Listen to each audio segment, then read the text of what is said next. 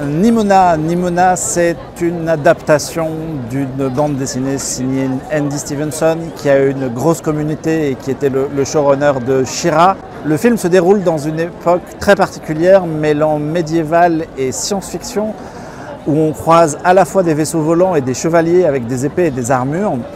Et il raconte comment l'un des chevaliers fraîchement nommés assassine la reine et se retrouve en tout cas pris au piège dans un complot puisqu'il est évidemment innocent. Il va croiser la route de Nimona, une jeune fille qui a la capacité de changer de forme et de devenir un peu ce qu'elle veut, un animal, un garçon ou d'autres choses. C'est un long métrage qui a connu un développement très compliqué puisque à l'origine il était développé par les studios Blue Sky qui sont bien connus pour avoir fait L'Âge de glace. Malheureusement, Disney a racheté la Fox et en rachetant la Fox, ils ont démantelé Blue Sky alors que le film était aux 3/4 près.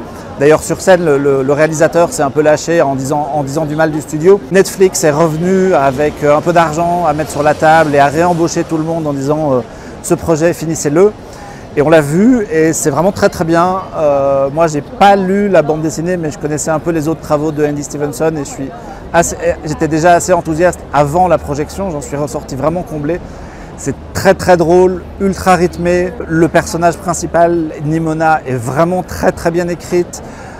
Et puis il y a un message important sur l'acceptation, la tolérance et la question de genre et ce genre de choses. C'est vraiment très bien amené de manière maligne. Des mini-réserves sur l'aspect visuel puisqu'il y a des choix graphiques qui sont peut-être un peu simples, mais on a envie de les mettre sur le compte de ces problèmes de développement et du fait que ça a été galère de finir le film. Mais vraiment, il y a de belles trouvailles, il y a du rythme. C'était très intéressant après les Tortues Ninja d'avoir un truc très très moderne et dynamique. Le film est hors compète, donc malheureusement pas de prix. Je pense que s'il avait été nommé, il serait reparti avec quelque chose.